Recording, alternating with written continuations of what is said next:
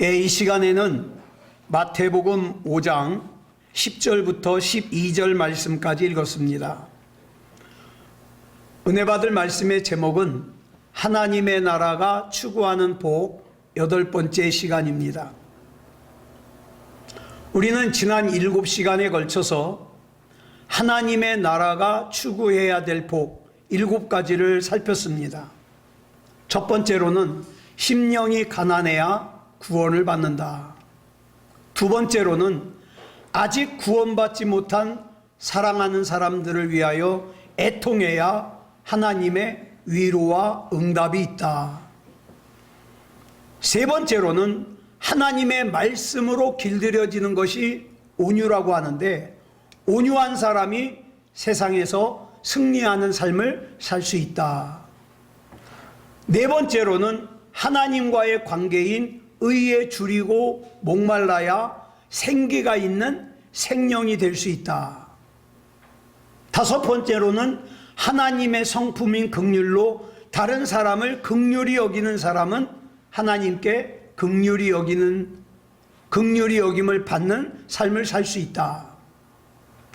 여섯 번째로 예수 그리스도의 보혈로 마음이 청결해진 사람이 하나님을 볼 수 있다 그랬습니다. 그리고 일곱 번째로는 화평을 만들어내는 사람은 하나님의 성품을 이어받은 하나님의 사람으로서 하나님의 아들이라 인정을 받을 거라고 했습니다. 오늘은 하나님의 나라인 우리가 추구해야 될 복 중에 마지막 8번째 복을 살펴보겠습니다. 8번째 복은 뭐냐면 의를 위하여 박해를 받는 자의 복입니다. 저희같이, 지금 현재 저희같이 우리가 잘못해가지고 내가 잘못해서 받는 그런 어려움 말고요, 의를 위하여 받는 박해. 사실 박해를 받는 자가 복이 있다는 말은 세상적인 사고로는 도무지 이해할 수 없는 말이죠. 여러분, 어떻게 박해를 받는 것이, 고난당하는 것이, 어려운 일을 당하는 것이, 억울함을 당하는 것이 복이 될 수가 있겠습니까? 이런 걸 뭐라 그래요? 역설이라고 합니다. 역설. 그런데 가만히 보면 하나님의 말씀 중에는요, 이런 역설적인 말씀들이 많아요. 우리가 앞에서 이미 살펴본 심령이 가난한 자가 복이 있다. 이것도 역설이죠. 애통하는 자가 복이 있다. 이것도 역설이죠. 의에 줄이고 목마른 자가 복이 있다. 이것도 역설이죠. 그 외에도 누가복음 18장 14절을 보면 이렇게 말씀하고 있죠. 시작. 자기를 높이는 자는 낮아지고 자기를 낮추는 자는 높아지리라. 이것도 역설이죠. 또 요한복음 12장 25절을 보면 이렇게 말씀하고 있죠. 시작. 자기의 생명을 사랑하는 자는 잃어버릴 것이요, 이 세상에서 자기의 생명을 미워하는 자는 영생하도록 보전하리라. 이것도 역설이죠. 이런 역설적인 말씀들은 오직 믿음으로가 아니면 이해할 수 없어요. 납득할 수가 없어요. 여러분, 우리가 신앙생활하면서 가장 피하고 싶은 게 뭡니까? 고난당하는 거잖아요. 박해를 당하는 거잖아요. 우리는 본능적으로 내가 뭔가 조금 대단한 일을 했다 그러면 공치사를 하고 싶어요. 칭찬 듣고 싶어요. 박수 받고 싶어요. 그런데 자, 의를 위하여 고난을 받았어요. 그러면 이거 칭찬받아야 되잖아요. 그런데 의를 위하여 고난을 받은 사람이 박해를 받는데요. 근데 더 이해가 안 되는 것은 이렇게 박해를 받는 것이 복이 있다는 거예요. 더군다나 여러분, 여기 나오는 이 박해라는 단어는요, 뜻이 듣기 싫은 소리 조금 듣고 꾸지람 듣고 손해보고 자존심 상하는 그런 종류의 박해가 아니에요. 어떤 박해냐? 사냥꾼에게 쫓기는 들짐승이 당하는 고통이에요. 얼마나 절박합니까? 얼마나 힘듭니까? 전쟁터에서 적군에게 쫓기는 고통을 말해요. 즉, 이 고통은 내 의지로 견딜 수 있는 고통이 아니라 생명이 왔다 갔다 하는 고통이에요. 그렇다면 왜 주님께서는 본문에서 이런 극단적인 단어를 사용해서 말씀을 하셨을까? 그거는요, 저와 여러분이 지금 살고 있는 이 세상이 영원한 생명을 좌우하는 영적인 전쟁터이기 때문입니다. 이 영적인 전쟁터에서 의를 위하여 사는 삶은요, 전투에 임하는 군인의 자세와 같아야 된다는 거예요. 여러분, 만약에 전쟁이 일어났어요. 전쟁이 일어났을 때 일반인들은 피난을 가도, 전쟁이 무서워서 떨어도, 뒤로 물러나도 누가 뭐라고 할 사람이 없습니다. 그런데 여러분, 군인은 달라요. 군인은요, 위에서 명령이 있으면 절대로 적군 앞에서 등을 보이면 안 돼요. 네? 상부에서 거기를 목숨 걸고 지켜라 그랬으면요, 목숨 걸고 그 자리를 지켜야 돼요. 또 군인은 적군 앞에서 두려워 떨면 안 돼요. 그러므로 우리가 이 세상을 살면서, 여러분, 이 세상에서 많은 문제들이 밀려 들어올 때가 있어요. 그러면 이것 때문에 핑계를 대기가 쉬워요. 나는 이것 때문에 예배를 드릴 수 없고, 나는 저것 때문에 기도를 할 수 없고, 나는 이것 때문에 순종할 수 없고, 이것저것 핑계를 댈 만한 것들이 많죠. 하나님의 군사다운 모습이 아니라는 거예요. 디모데후서 3장 12절을 보면 이렇게 말씀하고 있습니다. 시작. 무릇 그리스도 예수 안에서 경건하게 살고자 하는 자는 박해를 받으리라. 놀라운 것은 이 세상에서 경건하게 살려면 박해를 받을 거래요. 그런데 오늘 본문에서 뭐라 그랬어요? 그 박해를 받는 것이 복이라는 거예요. 그러므로 성도인 저와 여러분은 일부러 박해를 받으러 찾아다닐 필요까지는 없어요. 그러나 우리가 신앙생활 하다가 박해가 왔다 그래서, 고난이 왔다 그래서 그 박해와 고난 앞에서 망가져서는 안 된다, 이 말입니다. 여기서 말하는 복 있는 박해는 자기의 이익을 위해서 받는 박해가 아니에요. 자기가 잘못을 해서 받는 박해가 아니에요. 의를 위하여 받는 박해예요. 의를 위해서 받는 박해. 그러면 여기서 말하는 의를 위하여 박해를 받는다는 것은 무슨 뜻일까?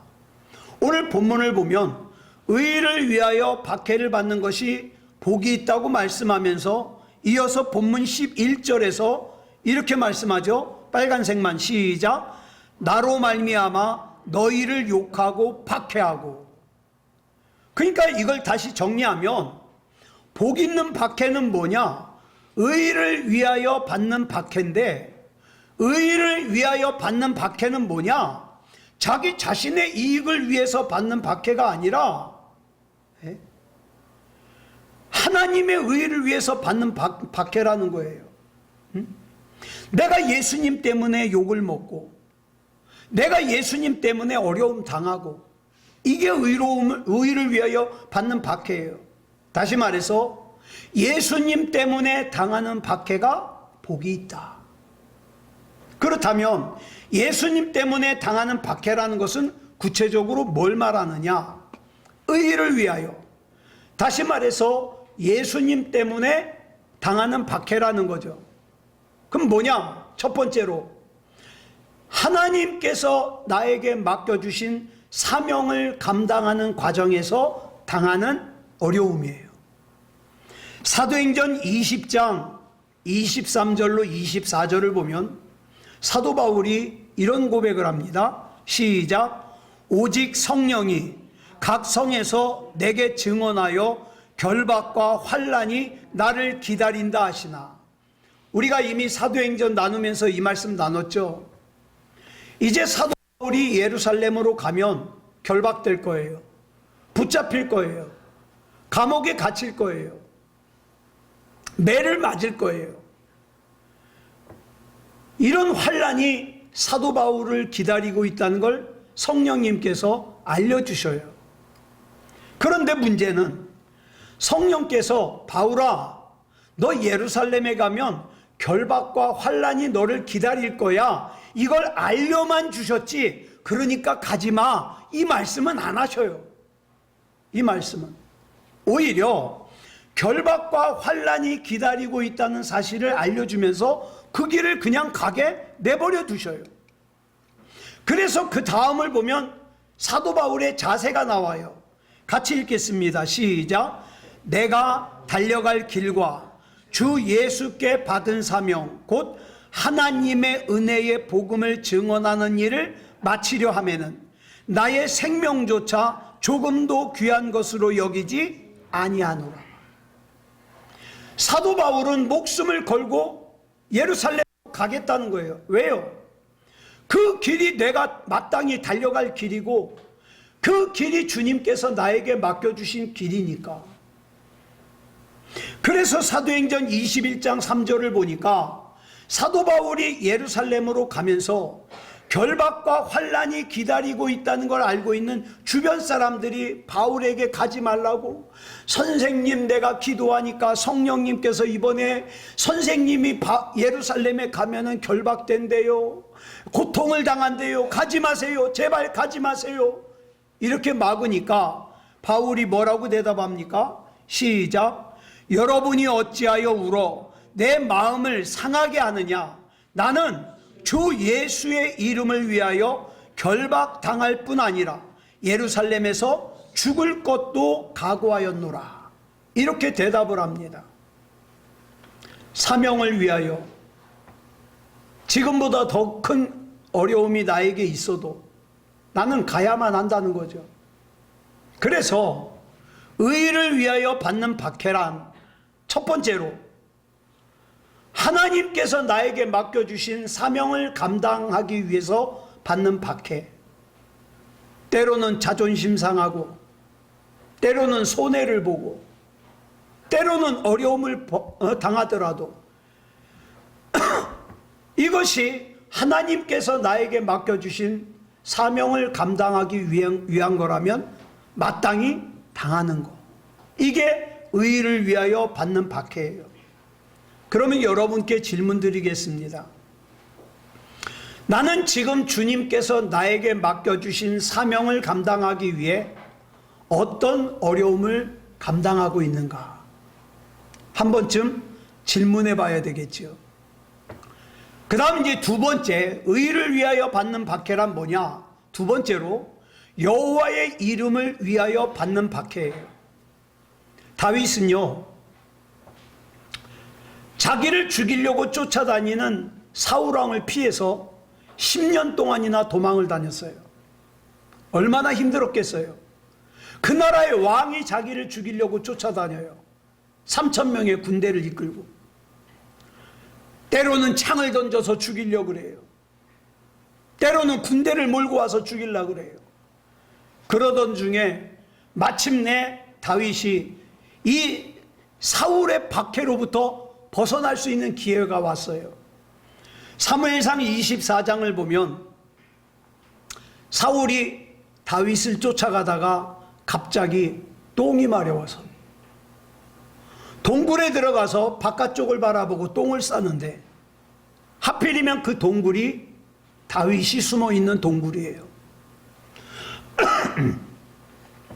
다윗이 안쪽에 있기 때문에 사울은 다윗을 볼 수 없어요.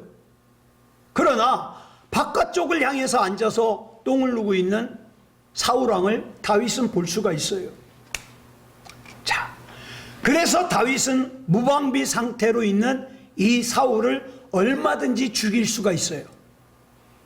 사울을 죽이기만 하면 지난 10년 동안 도망다닌 거 이제 안 해도 돼요. 옆에 부하들이 다윗에게 말합니다. 장군, 하나님께서 사울을 죽일 수 있는 기회를 드디어 주셨습니다.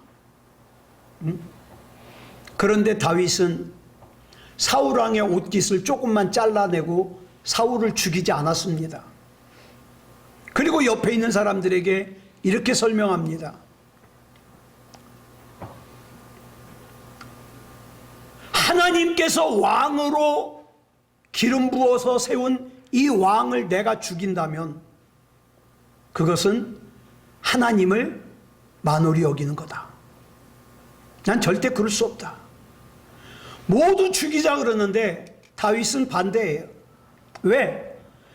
그 사울왕에게 기름을 부으신 하나님의 이름을 욕되게 하는 거라는 걸 알기 때문이죠. 그러므로 다윗은 하나님의 이름의 영광을 위해서라면 내가 앞으로 더 사울왕에게 쫓겨다니고 내가 앞으로 더 박해를 받을지라도 인간적인 방법으로는 이 문제를 해결하지 않겠다. 이것이 바로 의를 위하여 받는 박해예요. 자, 또 질문합니다. 여러분은 지금 하나님의 이름을 영광스럽게 하기 위해서 어떤 어려움을 감당하고 있습니까? 다시 말씀드리지만 저도 이 질문할 자격이 없어요. 정말 민망합니다. 그러나 한 번쯤 우리는 질문을 해봐야 돼요. 나는 하나님의 이름의 영광을 위해서 어떤 어려움을 겪고 있는가? 그 다음 의를 위하여 받는 박해는 세 번째로 내 믿음을 지키기 위해서 받는 박해예요. 믿음장인 히브리서 11장 33절부터 44절까지 쭉 보면 믿음의 선배들이 당했던 극심한 박해가 쭉 기록되어 있습니다. 그 박해 앞에서 믿음의 선배들이 어떻게 믿음을 지켰는지를 기록하고 있죠. 그 가운데 이들이 믿음을 지켜 이들의 믿음이 믿음다운 믿음이 될 수 있었으니까 이 사람들을 통틀어서 한마디로 결론을 짓는데 뭐라고 결론을 짓느냐? 히브리서 11장 38절에 이렇게 얘기를 합니다. 시작. 이런 사람은 세상이 감당하지 못하느니라. 요셉은 믿음을 지키기 위해서 자기 주인인 보디발의 젊고 아름다운 아내가 유혹을 합니다. 자기랑 같이 자자고 유혹을 해요. 근데 그 유혹을 뿌리치고 도망 나왔는데 억울한 누명을 쓰고 감옥에 갇혀요. 이런 요셉에 대하여 세상 사람들은 이렇게 조롱하지요. 아니 도대체 이해가 안 가. 얼마든지 세상을 즐기면서 편안하게 살 수 있는데 그러면서도 신앙생활할 수 있는데 왜 굳이 어려운 길로 가느냐고. 왜 굳이 고통스러운 길로 가느냐고. 복음이 도대체 뭐라고? 믿음이 도대체 뭐라고? 그렇게까지 고지식하게 살아야 되냐고. 이렇게 조롱을 합니다. 그런데 내가 그렇게 믿음을 지키느라고 몸부림을 치다 보면 다른 사람들만 내가 이해가 안 가는 것이 아니라 때로는 여러분도 아마 경험해 보셨을 거예요. 나도 내가 이해가 안 가요. 나도 내가 왜 이렇게까지 신앙생활을 해야 되는지. 남들처럼 평범하게 편하게 신앙생활을 해도 될 텐데 왜 내가 이렇게 고지식하게 나도 이해가 안 되는 신앙생활을 하는지 이해가 안 될 때가 있지요. 그러나 성경은 얘기를 합니다. 믿음을 지키기 위해서 당하는 박해는 복된 박해다. 복음을 전하다가 받는 박해는 복된 박해다. 사도행전 7장 59절로 60절을 보겠습니다. 시작. 그들이 돌로 스데반을 치니 스데반이 부르짖어 이르되 주 예수여 내 영혼을 받으시옵소서 하고 무릎을 꿇고 크게 불러 이르되 주여 이 죄를 그들에게 돌리지 마옵소서. 이 말을 하고 자니라. 여기서 스데반 집사님이 잔다고 표현하고 있어요. 왜 그랬을까요? 다시 깰 거거든요. 스데반 집사님은 반드시 다시 깰 거예요. 저와 여러분도 코끝에 호흡이 멈춰 육체가 죽음을 당하더라도 반드시 다시 깰 겁니다. 그런데 중요한 거, 내가 다시 깼을 때 민망한 모습으로 우리 주님을 만나면 안 되지 않겠습니까? 이 스데반 집사님이 받은 박해는 주님께서 인정하시는 복된 박해였어요. 여러분, 그리스도인이 그리스도인답지 못하게 살아서 듣는 비난은 복된 박해가 아니에요. 교회가 교회답지 못해서 듣는 비난은 복된 박해가 아니에요. 가끔 이런 사람들 있죠. 술 마시는 것이 죄냐 아니냐. 성경에는 술 취하지 말라 그랬지 마시지 말라고는 안 했는데 취하지 않을 정도로 마시면 되지 않겠느냐. 근데 여러분, 하나님의 나라인 저와 여러분은, 하나님의 통치가 임하는 저와 여러분은 하나님 앞에서 죄냐 아니냐를 따지면 안 됩니다. 그럼 뭘 따져야 되느냐? 하나님 앞에서 옳으냐 옳지 않느냐, 이걸 따져야 돼요. 주님께서 지금 나에게 원하시는 것이 무엇이냐, 이걸 따져야 됩니다. 이렇게 복된 박해를 받는 그리스도인들을 향한 우리 주님의 권면은 단호합니다. 본문 12절을 보니까 뭐라 그랬어요? 빨간색만 시작. 기뻐하고 즐거워하라. 주님, 내가 교회 다닌다고 오늘 회사에서 무시당했습니다. 기뻐하고 즐거워해라. 주님, 내가 신앙의 양심 때문에 죄 짓는데 동참하지 않는다고 동료들에게 왕따를 당했습니다. 기뻐하고 즐거워하라. 주님, 내가 주님의 일을 하려고 외로웠습니다. 고단했습니다. 힘들었습니다. 기뻐하고 즐거워하라. 주님, 내가 신앙의 양심을 지키느라고 눈만 깜빡하고 감았으면 큰 이익이 있는데 그 이익을 포기했습니다.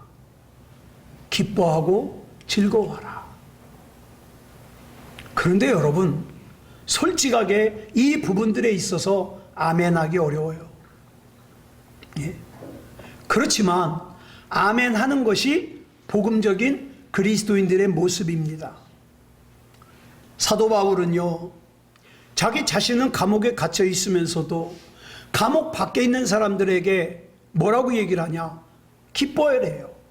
항상 기뻐하래요. 예. 이게 복음적인 그리스도인의 모습입니다. 예레미야가 하나님의 말씀을 전하다가 사람들에게 미움을 받고 얻어맞고 감옥에 갇혔어요. 너무너무 속상해가지고, 그래 너희들이 하나님의 심판을 받든지 안 받든지 나는 모르겠다. 나 이제 하나님의 말씀 전하는 거 안 할 거야. 이렇게 결심을 했어요. 그런데 그런 생각을 하고 있는 예레미야에게 어떻게 되었는가? 예레미야 20장 9절 보겠습니다. 시작. 내가 다시는 여호와를 선포하지 아니하며 그의 이름으로 말하지 아니하리라 하면 나의 마음이 불붙는 것 같아서 골수에 사무치니 답답하여 견딜 수 없나이다. 그래서 어떻게 해요? 또 전하는 거예요. 여러분, 혹시 하나님의 일 때문에 힘드신 것이 있습니까? 그럼에도 불구하고 우리가 기뻐하고 즐거워할 수 있는 이유는 예수님 때문입니다. 우리가 이 세상만 생각하고 살면, 이 세상이 전부면 손해보면서 살 필요 없어요. 일부러 어려움을 당하면서 살 필요 없어요. 자존심 상하면서 살 필요 없어요. 나를 조금이라도 불편하게 하고 힘들게 하는 사람이 있으면 관계를 다 끊고 살면 돼요. 그러나 예수 그리스도를 생각하면 그럴 수 없다는 거예요. 우리가 이 세상만 생각하면 내가 잘못을 했어도 뻔뻔하게 큰 소리 치면서 살 수 있어요. 그죠? 왜? 세상은 목소리 큰 사람이 이기니까. 내가 만약에 주춤하고 내가 만약에 고개를 숙이면 세상은 나를 만만하게 봐요. 그래서 어떻게 합니까? 승냥이처럼 대들어가지고 나를 물어뜯으려고 하겠지요. 그러나 예수 그리스도를 생각하면 내가 잘못이 없어도 어떻게 해야 돼요? 화해의 손을, 사랑의 손을 내밀어야 됩니다. 그래서 고린도전서 15장 19절을 보니까 이렇게 말씀하고 있어요. 시작. 만일 그리스도 안에서 우리가 바라는 것이 다만 이 세상의 삶뿐이면 모든 사람 가운데 우리가 더욱 불쌍한 자이리라. 여러분이 만약에 신앙생활하면서 예수 그리스도께 기대하는 것이 한낱 이 세상에서, 저도 이번 일이 터지고 처음에는 그냥 그 기도만 했어요. 하나님 내보내주세요. 하나님 내보내주세요. 수원 남부경찰서의 주차장에서 제가 아침부터 저녁까지 하나님 내보내주세요. 내보내주세요. 근데 점점 정신이 차려져요. 기도가 바뀌었습니다. 하나님 뜻 있으시죠? 저 하나님 뜻 신뢰합니다.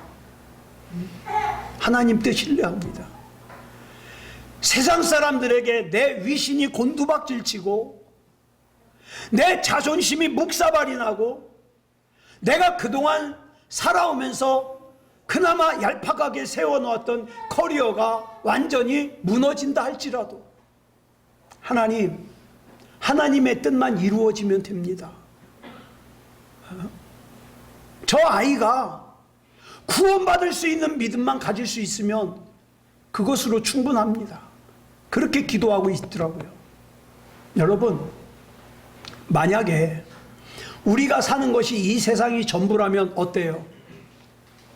손해보고 사는 거, 자존심 상하고 사는 거, 에? 내가 예수 믿는다는 것 때문에 다른 사람들에게 굽신거리고 사는 거, 이게 다 쓸데없는 짓이잖아요. 여러분, 그저 내가 이 세상에서 돈을 벌기 위해서 예수님을 믿고, 몸이 건강하기 위해서 예수님을 믿고, 좋은 회사에 취직하기 위해서 예수님을 믿고, 좋은 배우자를 만나서 결혼하기 위해서 예수님을 믿는다면, 그것이 전부라면 불쌍한 사람이라 이 말이에요. 저와 여러분의 신앙생활이 가치가 있는 이유는 이 세상의 삶만이 목적이 아니기 때문이에요. 우리가 이 세상에서 박해를 견딜 수 있는 이유도, 또 박해를 견뎌야만 하는 이유도 천국 가기 위해서가 아니에요. 여러분, 오해하면 안 돼요. 내가 의를 위하여 박해를 받아야 천국 가는 게 아니에요. 저와 여러분은 이미 예수님을 구주로 영접했기 때문에 천국 가요. 여러분, 심령이 가난하지 않아도 천국 가요. 예? 왜? 이미 예수님을 구주로 영접하셨으니까. 그럼에도 불구하고 우리가 의를 위하여 박해를 받아야 되는 이유는 천국에서의 상급 때문이에요. 그래서 오늘 본문 12절에서 이렇게 말씀하고 있는 거예요. 빨간색만 시작. 기뻐하고 즐거워하라. 하늘에서 너희의 상이 큼이라.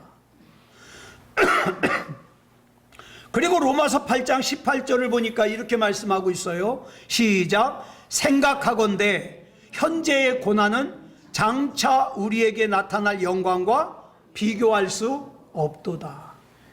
다시 한번 말씀드립니다. 오해하면 안 되는 것이, 천국은 내가 고난을 이겼다고, 심령이 가난하다고, 예? 긍휼히 여겼다고 천국 가는 게 아니에요. 천국은, 구원은 오직 예수님을 구주로 영접하면 구원받습니다. 그 다음에는 우리 상급 때문이에요. 예. 우리가 이 세상을 살아가면서 믿음다운 믿음을 지키면서 산다는 것은 결코 쉽지 않아요.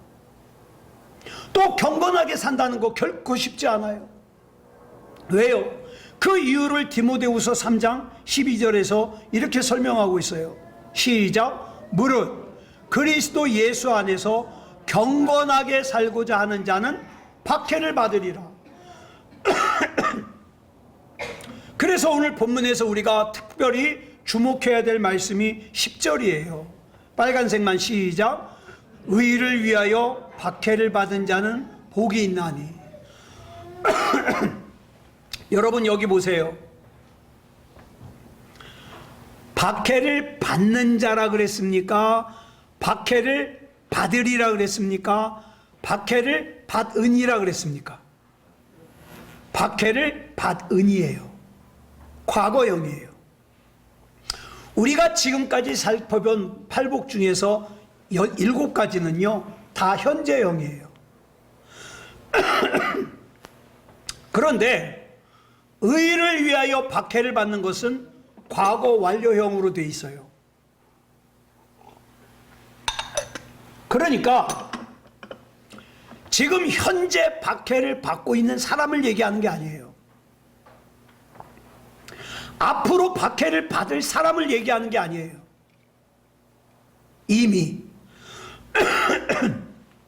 의를 위하여 박해를 받은 사람, 그 박해를 이긴 사람, 복이 있다. 그때는 세상이 다 끝나는 것처럼 힘들었는데 믿음다운 믿음으로 하나님만 바라보면서 이긴 사람, 수만 가지 생각이 나의 믿음을 꺾어뜨리려고 공격해 왔는데 믿음으로 이긴 사람, 이런 사람. 더 놀라운 것은요, 여기 나오는 박해하다라는 단어가 헬라어로 디오코예요. 그게 뭐냐? 몰아가다, 내몰다라는 뜻이에요.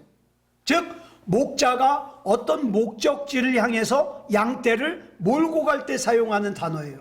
그렇다면 예수님께서 곧 의이시기 때문에 그 예수님을 위해서 예수님께서 몰고 가는 사람이 복이 있다는 거예요.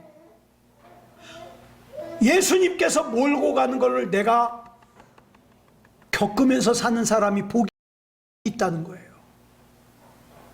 예수님이 이끄는 대로 사는 사람이 복이 있다는 거예요.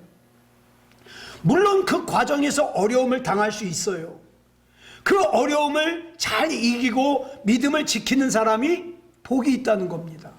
그러므로 오늘 본문에서 우리에게 강력하게 주시는 말씀이 뭐냐? 이거예요. 이기라는 거예요. 무조건 이기라는 거예요. 다시 한번 말씀드리지만 이겨야만 천국 가는 거 아니에요. 여러분이 예수님을 구주로 영접했으면 천국 갑니다. 그러나 이겨야만 상급을 받습니다.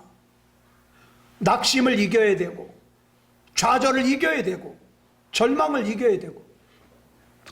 여러분, 우리가 예전에 요한계시록 살펴봤는데 요한계시록 2장을 보면 소아시아의 7교회에게 편지하는 것이 나와요. 이 소아시아의 7교회 가운데 가장 힘들게 산 교회, 가장 어렵게 산 교회, 핍박이 가장 많았던 교회가 어떤 교회냐? 서머나 교회예요. 근데 이 서머나 교회를 향하여 예수님께서 이렇게 말씀하셔요. 10절 보겠습니다. 시작. 내가 죽도록 충성하라. 그리하면 내가 생명의 관을 내게 주리라. 우리 주님은 저와 여러분이 겪고 있는 어려움 아십니다. 딴 사람에게 이 사람 저 사람 찾아다니면서 얘기할 필요 없어요. 우리 주님이 아셔요. 그래서 뭐라 그래요? 죽도록 충성하라는 거예요. 왜? 생명의 면류관 주시려고. 그럼 우리는 여기서 이런 질문을 해야 됩니다. 의를 위하여 박해를 받은 사람이 복이 있다는 건 알겠는데 나는 지금 의를 위하여 박해를 받고 있는가? 1938년 우리나라가 일제 시민제하고 있을 때 예수교 대한 장로의 27번째 총회가 평양 서문회교회 예배당에서 있었습니다. 당시 상황을 지금도 총회록에 그렇게 기록이 돼 있어요. 뭐라고 기록되어 있냐? 제가 읽어드릴게요. 총회가 소집되는 날 서문회 교회당 안팎에는 수백 명의 사복 경찰관들이 둘러싸고 강대상 아래는 평남 경찰부장 등 수십 명의 고위 경찰들이 칼을 찬 채 자리를 차지하고 있었다. 총대들이 뭐냐면 총회 대의원들을 말하는 거예요. 총대들 사이에는 각기 그 지방에서 올라온 경관 2명이 끼어 앉아 있고, 총대석 좌우와 후면에는 무술경관 100명이 삼엄하게 둘러싼 채 회의가 시작되었다. 먼저 평남도지사의 축사를 시작으로 경건회에 이어 공천부 보고는 별지로 받기로 한 후 신사참배 안건을 상정했다. 그러면서 당시 총회가 결의한 선언문이 뭐냐? 신사참배를 하는 것은 종교가 아니며 기독교 교리에도 어긋나지 않는 애국적인 국가의식이기 때문에 솔선해서 국민정신 총동원에 적극 참가하여 황국 신민으로서 정성을 다해달라, 이렇게 결의를 했어요. 이렇게 총회 가결한 후 수많은 교회들이 그 다음에 어떻게 했습니까? 예배를 드리러 요 앞에 신사가 있어요. 조그맣게 생긴 만들어 놓은 신사. 신사 뭔지 아시죠? 이렇게 뭐 기와진 문처럼 생긴 신사가 요 앞에 있어요. 그러면 사람들은 들어와서 먼저 그 신사에다가 절을 합니다. 그리고 앉아서 예배를 드립니다. 그런데 여기에 이 결정에 정면으로 거부하면서 안 된다고 반대하다가 평양노회에서 목사직을 박탈당하고 감옥에 갇히고 고문을 당하다가 순교를 당하신 분이 주기철 목사님이에요. 안 된다는 거예요. 그 결정문을 보면 뭐라 그러냐? 첫째, 주기철 목사님의 죄예요. 총회의 결의를 따르지 않은 죄. 두 번째, 국민된 의무를 위반한 죄. 이것 때문에 목사직이 박탈된 거예요. 자, 그러면 우리 생각에는 어때요? 주기철 목사님 유명하잖아요. 그러면 해방이 되자마자 목사직 박탈한 거를 빨리 회복해야 되잖아요. 그게 언제 복구가 됐느냐? 78년이 지난 2016년에야 복구가 됐어요. 지금으로부터 9년 전에. 그러면 지금 우리는 어떻습니까? 우리도 그랬잖아요. 코로나가 한창일 때 교회에 모여서 예배드리면 마치 큰 범죄라도 저지르는 것처럼. 지금의 우리의 모습은 마치 냄비 속에, 여러분 냄비에다가 찬물을 받아놓고 개구리를 집어넣고요, 물을 점점 가열하면 개구리가요 그 물 온도에 자기 몸의 온도를 맞추다가 나중엔 어떡합니까? 그냥 익어버려요. 마치 냄비 안에 있는 개구리처럼 세상과 하나씩 타협하는 거예요. 하나씩. 이것이 보이지 않는 악한 마귀의 박해인 줄도 모르고, 우리의 영적인 상태가 위기라고 외쳐도 어떻습니까? 위기는 무슨 위기야?